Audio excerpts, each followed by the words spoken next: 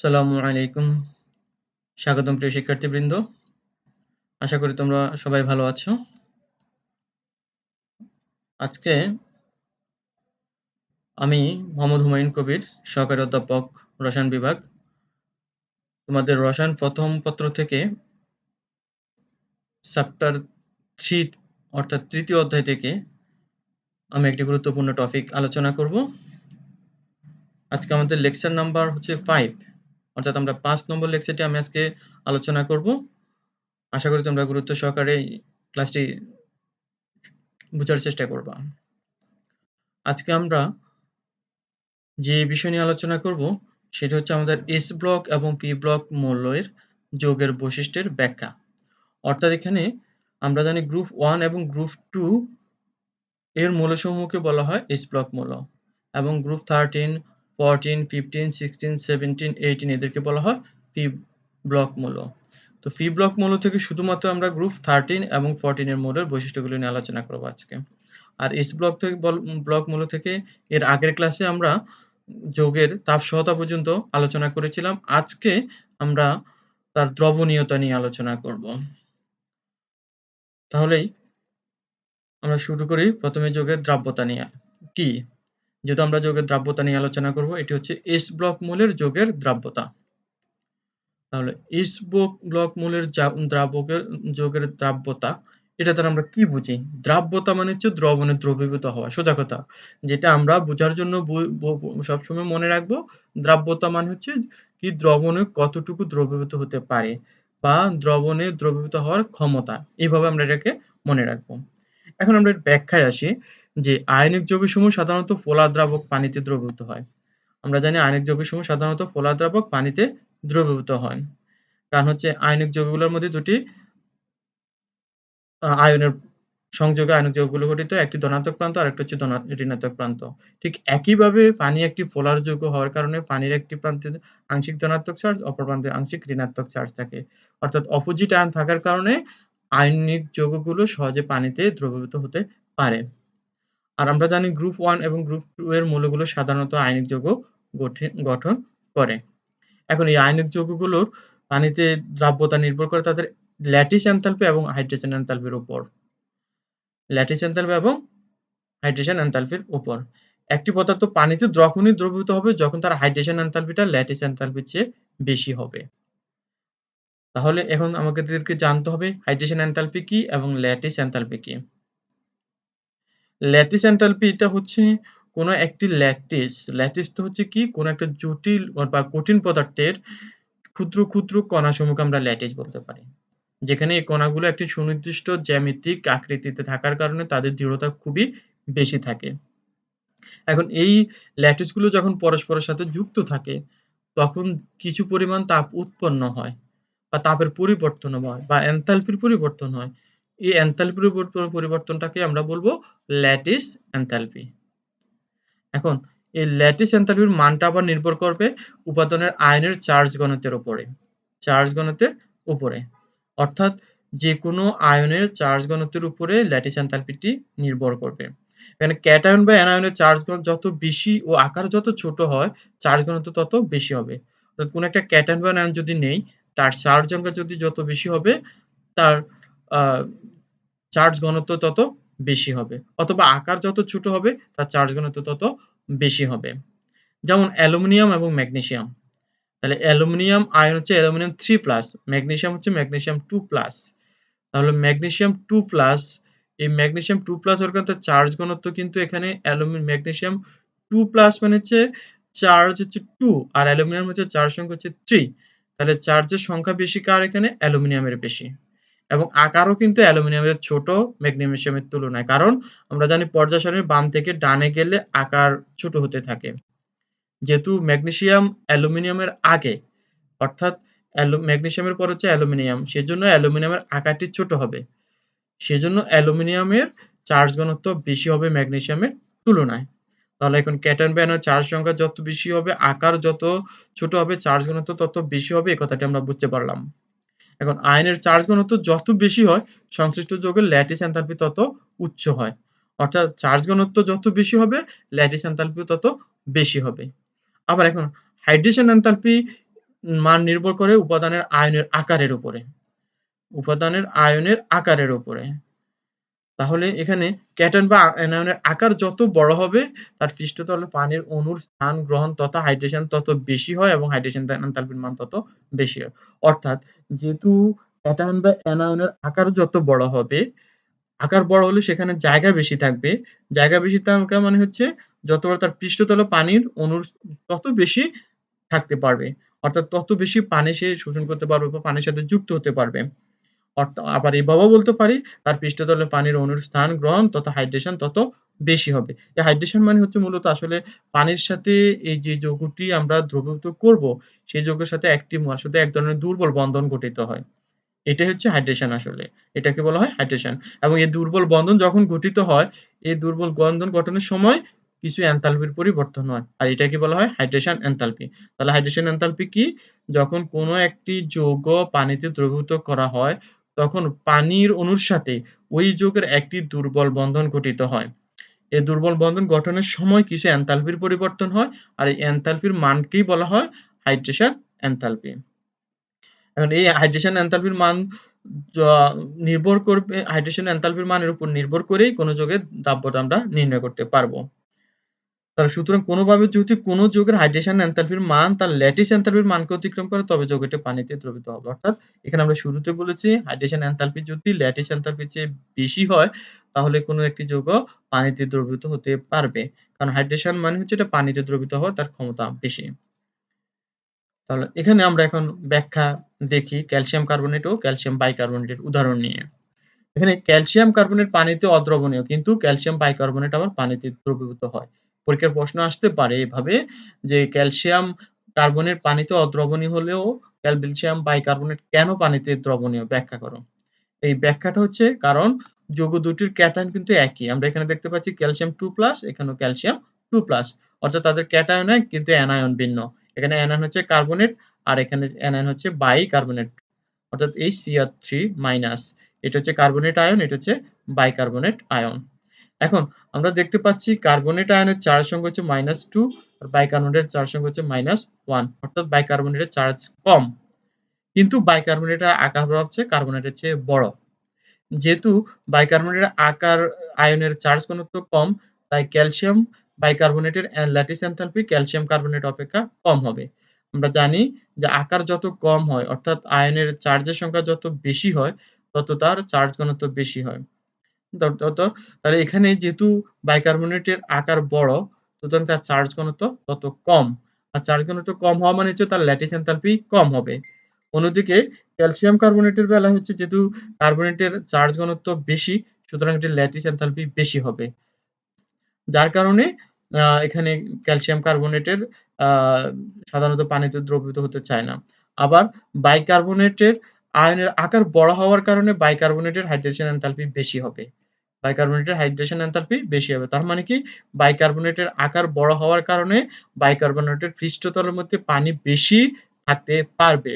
আর পানি যত বেশি থাকবে তত বাইকার্বনেটের সাথে সখ্যতা তত বেশি হবে। আমরা একটা বাস্তব উদাহরণ দেই যে আমার কারো সাথে যদি আমার যত বেশি দেখা হয়, যত বেশি কথা হয় তার সাথে আমার এক ধরনের একটা ঘনিষ্ঠতা তৈরি হয়। আর যত কম হবে তার ঘনিষ্ঠতা তত কম হবে। এখানে যেহেতু বাইকার্বনেটের আকার বেশি, বাইকার্বনেটের আকার বেশি হওয়ার মধ্যে পানি বেশি তার এখানে স্থান পাবে। সেহেতু তার সাথে সখ্যতাও বেশি হবে।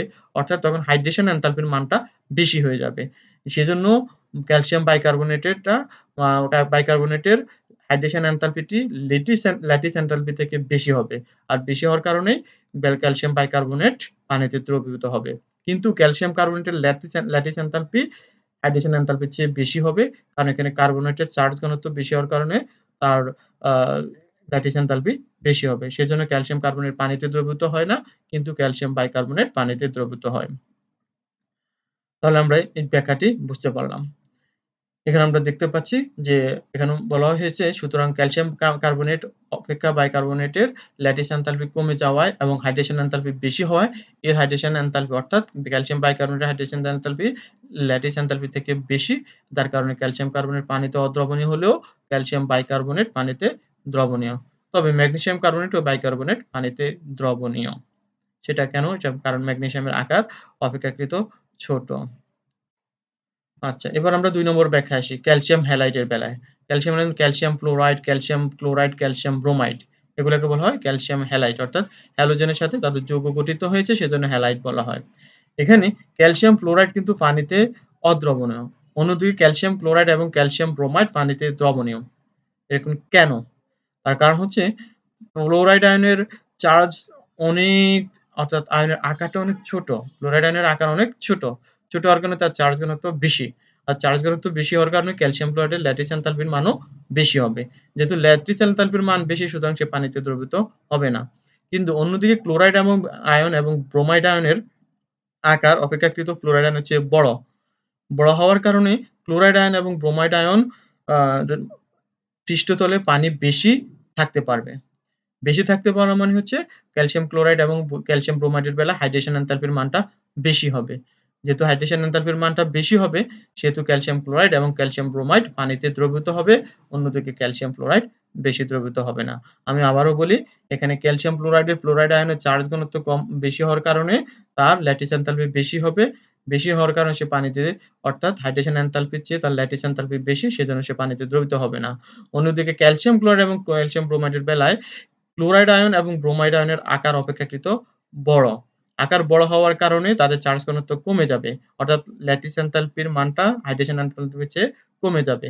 অন্যদিকে আবার এদের আকার বড় হওয়ার কারণে এখানে পানির অণুগুলো বেশি, তাদের পৃষ্ঠতলে বেশি থাকতে পারবে। যেহেতু বেশি থাকতে পারবে সুতরাং ক্যালসিয়াম ক্লোরাইড এবং ক্যালসিয়াম ব্রোমাইডের বেলায় হাইড্রেশন এনথালপির মানটি ল্যাটিস এনথালপির মানের চেয়ে বেশি হবে। সেজন্যই ক্যালসিয়াম ফ্লোরাইড পানিতে অদ্রবণীয় হলেও ক্যালসিয়াম ক্লোরাইড এবং ক্যালসিয়াম ব্রোমাইড পানিতে দ্রবীভূত হয়। তাহলে আমরা ব্যাখ্যাটি বুঝতে পারলাম। এখানে ডিটেইলস পড়লেই বোঝা যাবে। ফলে এখন আবার আমরা একইভাবে দেখতে পাচ্ছি যে এখানে ম্যাগনেসিয়াম হ্যালাইড সমূহ পানিতে দ্রবীভূত হয়। অর্থাৎ magnesium fluoride, magnesium chloride, magnesium bromide, কারণ হচ্ছে ম্যাগনেসিয়ামের আকার ছোট হওয়ার কারণে ক্যালসিয়ামের চেয়ে ম্যাগনেসিয়ামের আকার ছোট হওয়ার কারণে ক্যালসিয়ামের আ ম্যাগনেসিয়াম সহজে পানিতে দ্রবীভূত হতে পারবে। ৩ নম্বর অংশে আসি আমরা যে ক্ষার ধাতুর যৌগ। ক্ষার ধাতুর যৌগের বেলায় দেখতে পাচ্ছি আমরা গ্রুপ 1 এর মৌলসমূহের ক্ষেত্রে আ ঠিক এর বিপরীত, অর্থাৎ সোডিয়াম পাইরোঅ্যান্টিমোনেট এবং কোবাল্ট পটাশিয়াম কোবাল্টিনাইট্রাইট এই ২ টি যৌগ ব্যতীত গ্রুপ 1 এর যৌগসমূহ পানিতে খুবই দ্রবণীয়। তাহলে বোঝা যাচ্ছে গ্রুপ 1 এর যৌগগুলো খুবই দ্রবণীয় পানিতে। গ্রুপ 1 এর ধাতুসমূহ নিম্ন চার্জের কারণে এদের যৌগসমূহ ল্যাটিস এনথালপির পরিমাণ খুবই কম হয়। তাদের চার্জ সংখ্যা হচ্ছে +1, চার্জ সংখ্যা হচ্ছে +1। এই চার্জ সংখ্যা কম হওয়ার কারণে তাদের কি হচ্ছে ল্যাটিস এনথালপির মান কম হবে। যেহেতু ল্যাটিস এনথালপির মান কম সেক্ষেত্রে হাইড্রেশন এনথালপির মানটা বেশি হয়ে যাবে। বেশি হয়ে যাওয়ার কারণে এরা সহজেই পানিতে দ্রবীভূত হতে পারে। এজন্য এদের হাইড্রেশন এনথালপির মান সহজে নিম্ন ল্যাটিস এনথালপির মানকে অতিক্রম করতে পারে। তাই গ্রুপ 1 এর ক্ষার ধাতুর যৌগসমূহ পানিতে বেশ দ্রবণীয়। আমি আবারও বলি, গ্রুপ 1 এর আ মৌলগুলোর চার্জ অনেক কম, অর্থাৎ +1 নিম চার্জ হওয়ার কারণে তাদের ল্যাটিস এনথালপির মান কম হবে। আর ল্যাটিস এনথালপির মান কম হওয়া মানে হচ্ছে এদের হাইড্রেশন এনথালপির মান ল্যাটিস এনথালপির চেয়ে বেশি হবে। আর যেহেতু ল্যাটিস এনথালপির চেয়ে হাইড্রেশন এনথালপির মান বেশি সুতরাং গ্রুপ 1 এর ক্ষার ধাতুর যৌগসমূহ পানিতে বেশ দ্রবণীয় হবে। যেমন sodium nitrite, potassium nitrite, sodium chloride, potassium chloride এই যৌগগুলো সহজেই পানিতে দ্রবীভূত হয়। এবার আসি আমরা গ্রুপ 13 এবং 14 মৌলগুলোর যৌগের বৈশিষ্ট্য নিয়ে আলোচনা করব। গ্রুপ 13 মৌলগুলোর মধ্যে হচ্ছে অ্যালুমিনিয়াম খুবই গুরুত্বপূর্ণ একটি মৌল এবং মূলত আমরা এখানে অ্যালুমিনিয়ামের যৌগগুলোর বৈশিষ্ট্য নিয়ে আলোচনা করব। এখানে অ্যালুমিনিয়ামের প্রথম যে বৈশিষ্ট্য সেটা হচ্ছে অ্যালুমিনিয়াম লবণের জলীয় দ্রবণে অম্লধর্মী, অর্থাৎ অ্যালুমিনিয়াম লবণের যে জলীয় দ্রবণ তৈরি হয় সেগুলো হচ্ছে অম্লধর্মী হয়। এখন কেন? কেন এই অ্যালুমিনিয়ামের লবণের জলীয় দ্রবণ অম্লধর্মী, এটা হচ্ছে ব্যাখ্যাটাই আমাদেরকে জানতে হবে। তাহলে অ্যালুমিনিয়াম সালফেট একটি লবণ। আমরা উদাহরণস্বরূপ একটি অ্যালুমিনিয়াম সালফেটকে উদাহরণ হিসেবে নেই। এমন একটি লবণ যা তীব্র অ্যাসিড সালফিউরিক অ্যাসিড এবং মৃদু ক্ষারক অ্যালুমিনিয়াম হাইড্রোক্সাইডের সংযোগে গঠিত হয়। অর্থাৎ আমরা এখানে অ্যালুমিনিয়াম সালফেটকে একটি উদাহরণ হিসেবে নিয়েছি, যেখানে অ্যালুমিনিয়াম সালফেট এসেছে সালফিউরিক অ্যাসিড এবং অ্যালুমিনিয়াম হাইড্রোক্সাইডের বিক্রিয়া থেকে। যেখানে সালফিউরিক অ্যাসিড হচ্ছে একটি তীব্র অ্যাসিড আর অ্যালুমিনিয়াম হাইড্রোক্সাইড হচ্ছে একটি মৃদু ক্ষারক। সুতরাং আমরা জানি যে যদি শক্তিশালী অ্যাসিড এবং দুর্বল ক্ষারের বিক্রিয়ায় কোনো যৌগ তৈরি হয় তাহলে যৌগটির প্রকৃতি হয় সাধারণত তীব্র বৈশিষ্ট্যের যে পদার্থ তার মতোই হয়। তাহলে এখানে আমরা দেখতে পাচ্ছি অসম শক্তির অ্যাসিড ক্ষারের লবণ দ্রবণে আদ্র বিশ্লেষিত ওই অসম শক্তির অ্যাসিডও ক্ষার উৎপন্ন হয়। অর্থাৎ এখানে সালফিউরিক অ্যাসিড যেহেতু শক্তিশালী এবং অ্যালুমিনিয়াম হাইড্রোক্সাইড দুর্বল, সেহেতু অ্যালুমিনিয়াম সালফেটের বৈশিষ্ট্যটি হবে অম্লধর্মী, কারণ এখানে সালফিউরিক অ্যাসিড একটি অ্যাসিড এবং এটি শক্তিশালী। আবার এখানে যেহেতু যে অম্লটি এখানে আমরা যে অ্যাসিডটি নিয়েছি সালফিউরিক অ্যাসিড একটি শক্তিশালী আর ক্ষারটি হচ্ছে আমাদের দুর্বল, তাহলে এখানে এই ক্ষারের লবণ দ্রবণে আদ্র বিশ্লেষিত হয়ে ওই অসম শক্তির অ্যাসিডও ক্ষার তৈরি হবে। অর্থাৎ যখন যে এই সল্টটি যে সোডিয়াম অ্যালুমিনিয়াম সালফেটটি যখন এটাকে আদ্র বিশ্লেষিত করব, তখন ঠিক সে একইভাবে শক্তিশালী অ্যাসিড এবং দুর্বল ক্ষার তৈরি করবে। অর্থাৎ যে শক্তিশালী অ্যাসিড দুর্বল ক্ষার থেকে অ্যালুমিনিয়াম সালফেটটি এসেছে, তাকে আমরা যদি আবার পানিতে দ্রবীভূত করি, তাহলে আমরা সেই দুর্বল অ্যালুমিনিয়াম হাইড্রোক্সাইড এবং শক্তিশালী সালফিউরিক অ্যাসিড পাবো। তাহলে এই প্রেক্ষিতে অ্যালুমিনিয়াম সালফেট জলীয় দ্রবণে আদ্র বিশ্লেষিত হয়। এই আদ্র বিশ্লেষণ ২ ধাপে ঘটে। প্রথমে জলীয় দ্রবণে অ্যালুমিনিয়াম সালফেট বিয়োজিত হয়ে অ্যালুমিনিয়াম 3+ এবং সালফেট আয়ন উৎপন্ন করে। এদিকে পানি অণু বিয়োজিত হয়ে হাইড্রোজেন আয়ন ও হাইড্রক্সিল আয়নে পরিণত হয়। অর্থাৎ এখানে যখন আমরা অ্যালুমিনিয়াম সালফেটকে পানিতে দ্রবীভূত করব, তখন সে আয়নিত হয়ে অ্যালুমিনিয়াম আয়ন এবং সালফেট আয়ন তৈরি করবে। অপরদিকে পানিও কিন্তু আয়নিত হবে। সে আয়নিত হাইড্রোজেন আয়ন এবং হাইড্রক্সিল আয়ন তৈরি করবে।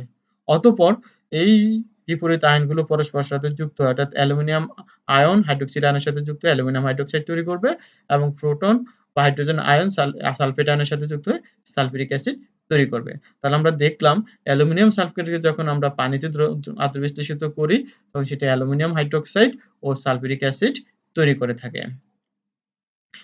এদের মধ্যে অ্যালুমিনিয়াম হাইড্রোক্সাইড হচ্ছে দুর্বল ক্ষার, আর এটা হচ্ছে দুর্বল ক্ষারক, আর সালফিউরিক অ্যাসিড হচ্ছে শক্তিশালী ক্ষারক। সুতরাং সালফিউরিক অ্যাসিড যেহেতু শক্তিশালী, সেহেতু পানিতে সম্পূর্ণরূপে আয়নিত হয়ে যাবে। সম্পূর্ণরূপে আয়নিত হয়ে প্রচুর পরিমাণ হাইড্রোজেন আয়ন তৈরি করবে। অন্যদিকে অ্যালুমিনিয়াম হাইড্রোক্সাইড দুর্বল ক্ষারক হওয়ার কারণে সে অল্প পরিমাণ হাইড্রক্সিল আয়ন পানিতে দিবে, কারণ সে খুবই অল্প পরিমাণ আয়নিত হবে। যেহেতু খুবই অল্প পরিমাণ হাইড্রক্সিল আয়ন তৈরি হচ্ছে, সেক্ষেত্রে এখানে প্রচুর হাইড্রোজেন আয়ন যেগুলো আছে দ্রবণে, তাদের কিছু হাইড্রোজেন আয়ন হাইড্রক্সিল আয়নের সাথে যুক্ত হয়ে এদেরকে প্রশমিত করে ফেলে। প্রশমিত করার পরে দেখা যাচ্ছে আরো কিছু পরিমাণ হাইড্রোজেন আয়ন দ্রবণে থেকে যায়। যেহেতু হাইড্রোজেন আয়ন বৈশিষ্ট্য থাকে, সেহেতু অ্যালুমিনিয়াম সালফেটের জলীয় দ্রবণ হবে অম্লীয়।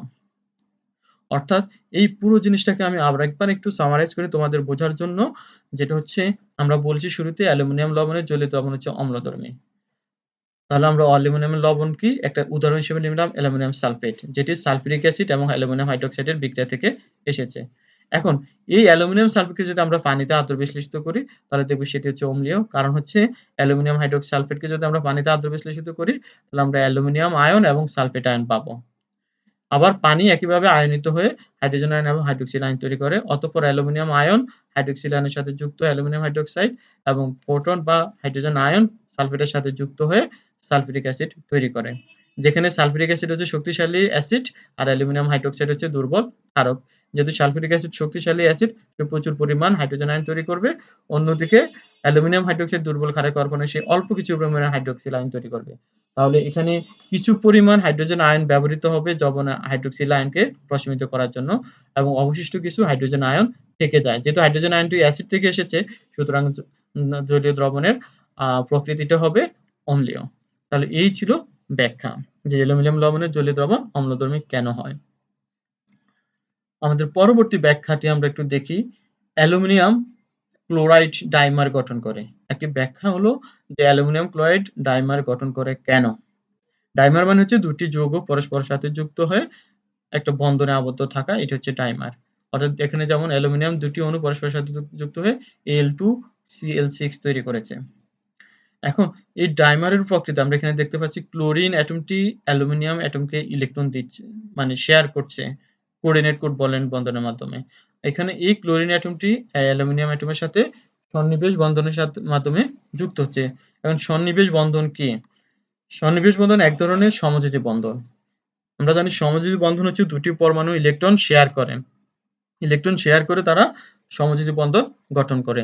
আর সন্নিবেশ সমযোজী বন্ধনের বেলা হচ্ছে এখানে দুটি পরমাণু বন্ধন গঠনে অংশগ্রহণ করবে, কিন্তু একটি পরমাণু প্রয়োজনীয় ইলেকট্রনগুলো যোগান দিবে আর বাকি পরমাণু শুধুমাত্র বন্ধন গঠনে অংশগ্রহণ করবে, অর্থাৎ সে ইলেকট্রন শেয়ার করবে না। ইলেকট্রন শেয়ার করবে একটি পরমাণু, আর আরেকটি পরমাণু শুধু বন্ধন গঠনে সহযোগিতা করবে।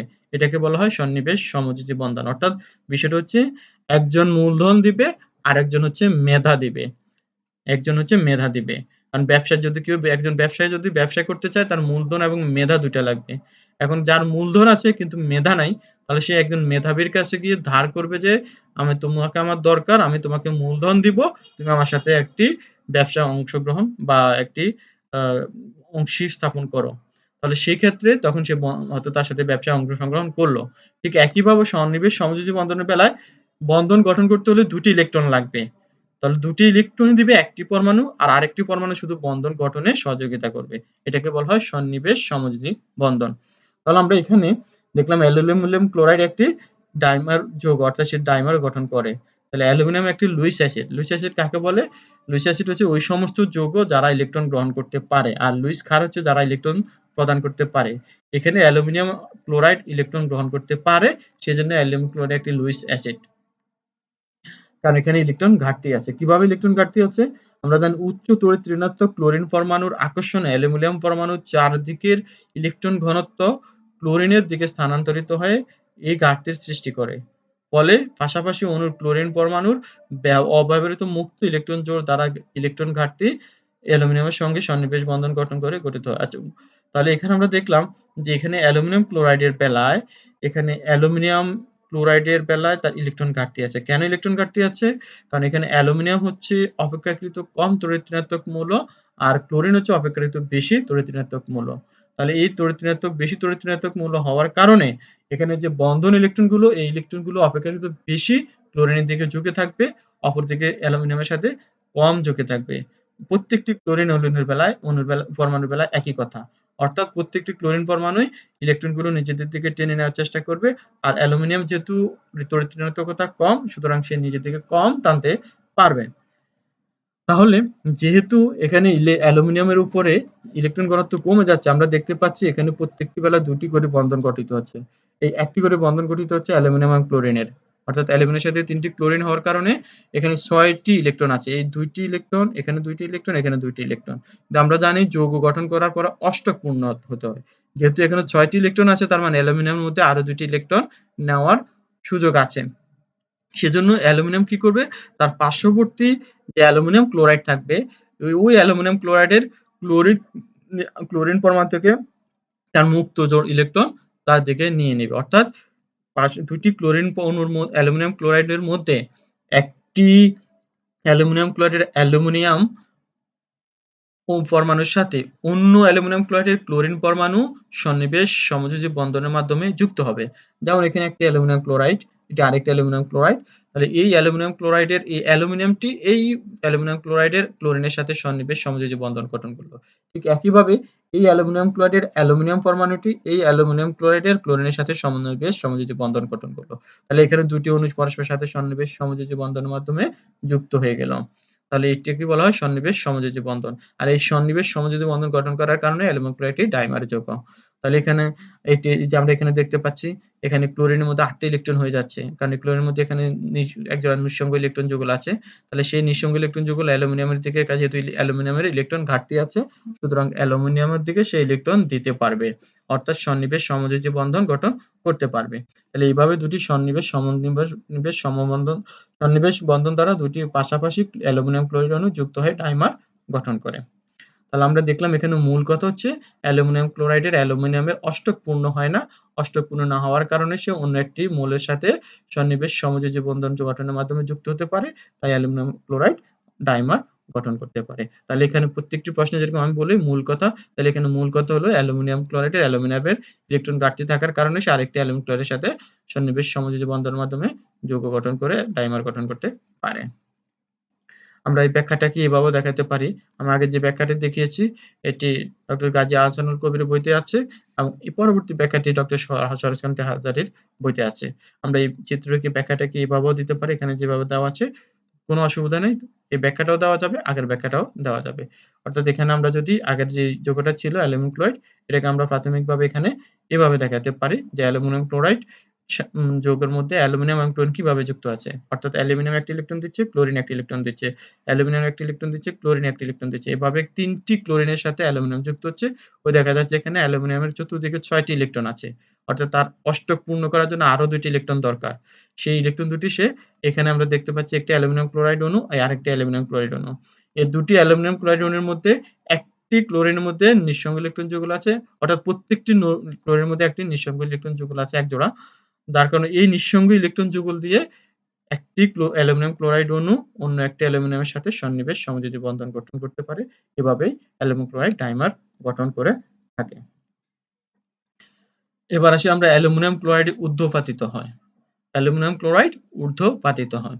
এই ঊর্ধ্বপাতিত মানে কি, অর্থাৎ সেটি কঠিন থেকে তরলে না হয়ে সরাসরি গ্যাসে অথবা গ্যাস থেকে সরাসরি কঠিনে রূপান্তরিত হয়। এটা হচ্ছে ঊর্ধ্বপাতিত হওয়া। আমরা জানি যেসব পদার্থের pH সিস্টেমের ত্রৈধবিন্দু চাপ বায়ুমণ্ডলের চাপের চেয়ে কম হয় তাদের সাধারণ অবস্থায় 3টি pH থাকে। এখানে pH মানে এখানে pH বলতে বোঝাচ্ছে কঠিন, তরল, বায়বীয়। এই যখন ত্রৈধবিন্দু মানে হচ্ছে যেখানে কঠিন, তরল, বায়বীয় অবস্থা, অর্থাৎ 3 অবস্থায় কোনো একটা যৌগকে পাওয়া যায় সেটাকে বলা হয় ত্রৈধবিন্দু। আমরা বোঝার জন্য এটা বলবো। তাহলে অর্থাৎ কঠিন অবস্থায় যদি গলনাঙ্ক তরল বা তার স্ফুটনাঙ্কে বাষ্পে পরিণত হয়, যেমন পানির ত্রৈধবিন্দু চাপ। পানির ত্রৈধবিন্দু চাপ হচ্ছে 4.58 মিলিমিটার মার্কারি, যা সাধারণ বায়ুর চাপ 760 মিলিলিটার মার্কারি অপেক্ষা অনেক কম। তাই ত্রৈধবিন্দুতে এর 3টি ভৌত অবস্থা সাম্যাবস্থায় থাকে। অর্থাৎ এখানে যেহেতু পানির ত্রৈধবিন্দু চাপটি সাধারণ বায়ুমণ্ডলীয় যে চাপটি আছে তার চেয়ে কম।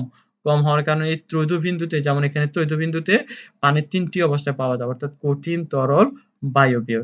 এখানে যদি আমরা এটাকে পানি ধরি, এই অংশটাকে যদি বরফ ধরি আর এটাকে যদি জলীয় বাষ্প ধরি, তাহলে এটা হচ্ছে তরল অংশ, এটা হচ্ছে কঠিন অংশ, এটা হচ্ছে বায়বীয় অংশ।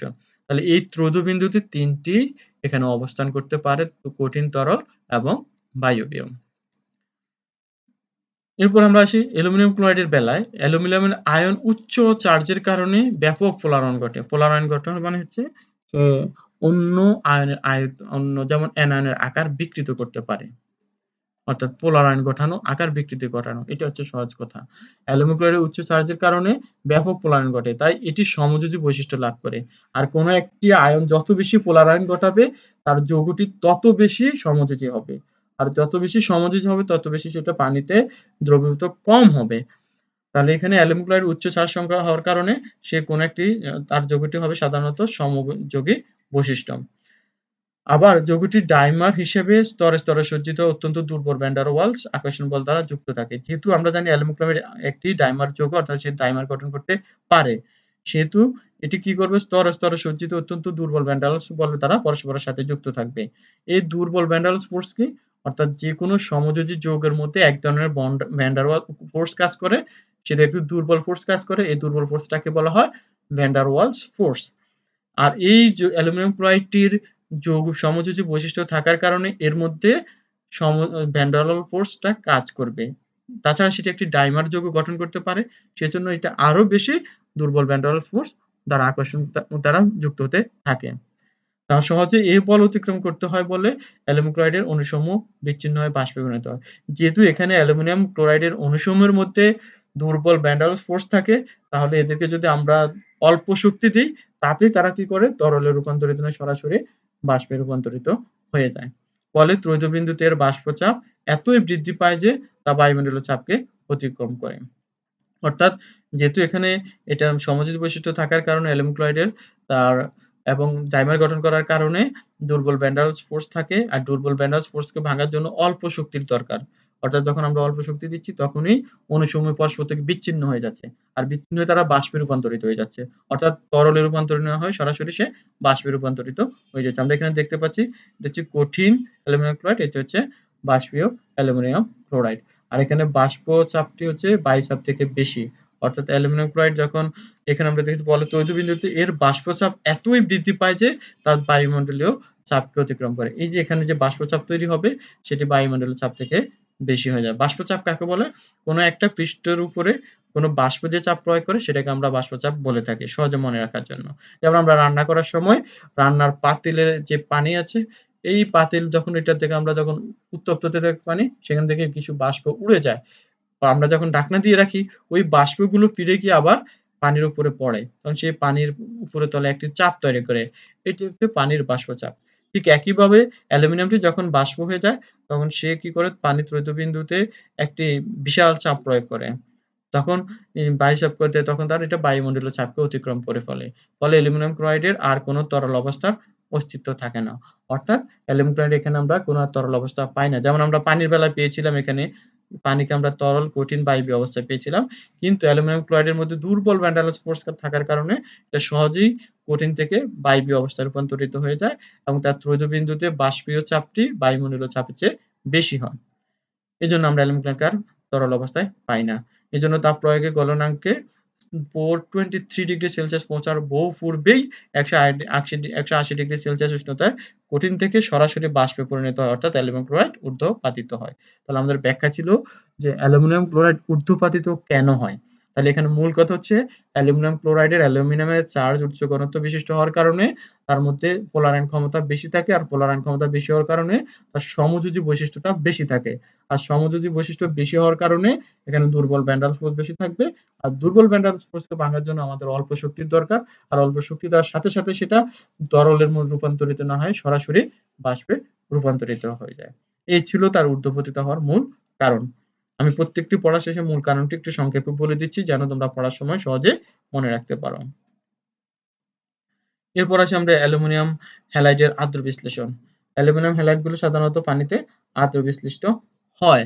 অ্যালুমিনিয়াম হ্যালাইড কাকে বলে? যেমন aluminium chloride, aluminium bromide, aluminium iodide, এদেরকে বলা হয় অ্যালুমিনিয়াম এর হাইড্রাইড। অ্যালুমিনিয়াম হ্যালাইডের সমযোজী প্রকৃতি ক্লোরিন থেকে আয়োডিন থেকে ক্রমান্বয়ে বৃদ্ধি পায়, অর্থাৎ অ্যালুমিনিয়াম হ্যালাইড সমূহের সমযোজী প্রকৃতির এটা আমরা অলরেডি এখন জানি, যেহেতু আমরা আগে দুইটা ব্যাখ্যা পড়েছি। ক্লোরিন থেকে আয়োডিনের দিকে তা ক্রমান্বয়ে বৃদ্ধি পাবে। অ্যালুমিনিয়াম ক্লোরাইডে পানির সঙ্গে যে তাপ উৎকীর্ণ সহ বিক্রিয়া করে জলান্বিত হয়ে অ্যালুমিনিয়াম আয়ন এবং ক্লোরাইড আয়ন উৎপন্ন করে। অর্থাৎ এখানে অ্যালুমিনিয়াম আয়ন তরল ক্লোরাইড, কঠিন অ্যালুমিনিয়াম ক্লোরাইড সমযোজী হলো পানির সংস্পর্শে উৎপন্ন হাইড্রেটেড অ্যালুমিনিয়াম ক্লোরাইড তড়িৎযোজী হওয়ায় পোলার দ্রাবক পানিতে খুবই সহজে দ্রবীভূত হয়। অর্থাৎ এখানে যে অ্যালুমিনিয়াম হাইড্রেটেড যে অ্যালুমিনিয়াম ক্লোরাইডটি তৈরি হবে, এটা কিন্তু সমযোজী নয়, এটা হচ্ছে তড়িৎযোজীর। এখানে এই অংশটি আয়ন হিসাবে থাকবে আর এটা ক্যাটায়ন হিসাবে থাকবে। এই পুরোটা অংশ ক্যাটায়ন হিসাবে থাকবে, এটি অ্যানায়ন হিসাবে থাকবে। অন্যদিকে অ্যালুমিনিয়াম ক্লোরাইড কিন্তু সমযোজী যৌগ। তাহলে এটা কিন্তু সমযোজী যৌগ হয় জলান্বিত, যখন এটা পানির সংস্পর্শে আসে তখন সেটা হাইড্রেটেড হয় বা এটাকে জলান্বিত বলা হয়। আর জলান্বিত অ্যালুমিনিয়াম ক্লোরাইড এটাকে বলা হয় জলান্বিত অ্যালুমিনিয়াম ক্লোরাইড একটি সমযোজী যৌগ না হয়ে এটি একটি তড়িৎযোজী যৌগ। আর শুধুমাত্র অ্যালুমিনিয়াম ক্লোরাইডটি হচ্ছে সমযোজী যৌগ। তাহলে এই যৌগটি যেহেতু পানি তড়িৎযোজী, তাহলে সেটি পানিতে সহজেই দ্রবীভূত হবে। যেমন এখানে আমরা অ্যালুমিনিয়াম ক্লোরাইডে পানিতে দিলে এটা পানির সাথে যুক্ত হয়ে এই হাইড্রেটেড অ্যালুমিনিয়াম ক্লোরাইড তৈরি করে। পানির সাথে যখন অ্যালুমিনিয়াম ক্লোরাইড দেই তখন এটা হাইড্রেটেড অ্যালুমিনিয়াম ক্লোরাইড তৈরি করে। এই হাইড্রেটেড অ্যালুমিনিয়াম ক্লোরাইডের মধ্যে আমরা জানি অ্যালুমিনিয়াম প্লাস 3 উচ্চ চার্জের কারণে জলীয় দ্রবণে অ্যালুমিনিয়াম আয়নের সঙ্গে 6টি পানির অণু সন্নিবেশ বন্ধন দ্বারা যুক্ত হয়ে হাইড্রেটেড অ্যালুমিনিয়াম আয়ন তৈরি করে। পানিতে হাইড্রেশন এর ফলে প্রচুর তাপ উৎঘটিত হয়। এখন এই অ্যালুমিনিয়ামের উচ্চ চার্জ ঘনত্ব হওয়ার কারণে সে পানির সাথে সহজেই সন্নিবেশ সমযোজী বন্ধন গঠন করতে পারে। এই সহজে সন্নিবেশ সমযোজী বন্ধন গঠন করতে পারা মানে তার হাইড্রেশন এনথালপি বেশি হয়ে যাবে। আমি আগে বলেছি যে অ্যালুমিনিয়ামের সাথে পানির সখ্যতা বেড়ে যায়, সুতরাং এটি হচ্ছে হাইড্রেশন এনথালপি। তাহলে এখানে অ্যালুমিনিয়ামের সাথে হাইড্রক্সিল আয়ন ওয়াটার যুক্ত হয়ে হাইড্রেটেড হয়ে যায়। হাইড্রেটেড হওয়ার কারণে প্রচুর তাপ উৎঘটিত হবে। এই উদ্গৃহীত তাপের সাহায্যে অ্যালুমিনিয়াম ক্লোরাইডের বন্ধন বিভাজিত হয়ে যায় এবং আদ্র বিশ্লেষিত হয়। তাহলে এখানে যেহেতু অ্যালুমিনিয়ামকে আমরা যখন অ্যালুমিনিয়াম ক্লোরাইডকে বা অ্যালুমিনিয়াম হ্যালাইডকে পানিতে দেই, তারা হাইড্রেটেড অ্যালুমিনিয়াম ক্লোরাইড তৈরি করে। হাইড্রেটেড অ্যালুমিনিয়াম ক্লোরাইডের মধ্যে অ্যালুমিনিয়ামটি উচ্চ চার্জের কারণে এটি পানির অণুর সাথে সহজে যুক্ত হয়ে হাইড্রেটেড অ্যালুমিনিয়াম আয়ন তৈরি করে।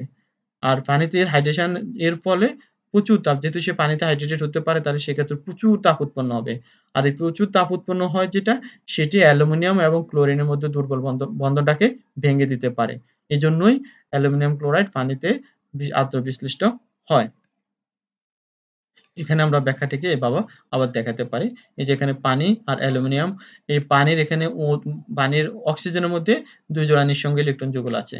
আর এই ২ জোড়া নিঃসঙ্গ ইলেকট্রন যুগল থাকার কারণেই তারা অ্যালুমিনিয়াম আয়নের সাথে সমনিবেশ সমযোজী বন্ধন গঠন করতে পারে। সেজন্য অ্যালুমিনিয়াম যেহেতু চার্জ সংখ্যা ৩, সুতরাং সে ৬ টি পানির অণুর সাথে যুক্ত হতে পারে। এটাকে আমরা অ্যালুমিনিয়াম হাইড্রোক্সাইড দেখেছি বা অ্যালুমিনিয়াম হাইড্রোক্সাইড হিসাবেও দেখতে OH3X+ সাথেও লিখতে পারি। অর্থাৎ এটাকে আমরা যদি পুরো বিক্রিয়াটা দেখাই তাহলে আমরা এইভাবেও দেখাতে পারি। অর্থাৎ সে হাইড্রেটেড অ্যালুমিনিয়াম হাইড্রোক্সাইড তৈরি করছে, পরবর্তীতে অ্যালুমিনিয়াম হাইড্রোক্সাইড আরো হাইড্রেটেড হচ্ছে। অর্থাৎ আমরা এই ব্যাখ্যাটা পরীক্ষার জন্য আমরা এটা বোঝার জন্য ইউজ করতে পারি, বাট পরীক্ষার জন্য আমাদের এতটুকু লিখলে আমার মনে হচ্ছে যেটা যে আগের ব্যাখ্যাটুকু লিখলেই যথেষ্ট। পরীক্ষার জন্য আমাদের এই ব্যাখ্যাটুকু লিখলেই যথেষ্ট। যদি পরীক্ষায় বলা হয় অ্যালুমিনিয়ামের হ্যালাইডের আদ্র বিশ্লেষণ হয় কেন, তাহলে আমরা এই ব্যাখ্যা দিলেই যথেষ্ট হয়ে যাবে। আজকের ক্লাসের সারাংশ সারাংশ আমরা আজকে কি পড়লাম? সারাংশ মানে হচ্ছে আমরা আজকে যে ক্লাসে পড়লাম সবকিছুর একটু সংক্ষেপে আলোচনা। এই সারাংশের মধ্যে আমরা আজকে পড়লাম এস ব্লক মৌলের দ্রাব্যতা, অর্থাৎ তারা পানিতে এস ব্লক মৌলগুলোর পানিতে দ্রবীভূত হয় কেন, আর কোন যৌগ কেন হয় না তার ব্যাখ্যা দেখলাম। তারপর আমরা পি ব্লক মৌলের জন্য দেখলাম যে পি ব্লক মৌলের এখানে অ্যালুমিনিয়ামের যে যৌগগুলো আছে সেগুলো নিয়ে আমরা আলোচনা করেছি, এবং অ্যালুমিনিয়াম দেখলাম যে আমরা অ্যালুমিনিয়ামের সালফেট অর্থাৎ অ্যালুমিনিয়াম যে লবণগুলো আছে সেটি আদ্র বিশ্লেষিত হয়। অ্যালুমিনিয়ামের যৌগগুলো ডাইমার গঠন করে থাকে। অ্যালুমিনিয়ামের যৌগগুলো অর্থাৎ হ্যালাইড গুলো আবার আদ্র বিশ্লেষিত হয়, এবং কেন হয় সেটার ব্যাখ্যা আমরা আজকে আলোচনা করলাম। কোনো প্রশ্ন থাকলে তোমরা পরের ক্লাসে আমাকে জিজ্ঞেস করবা। সবাইকে অনেক ধন্যবাদ। আল্লাহ হাফেজ।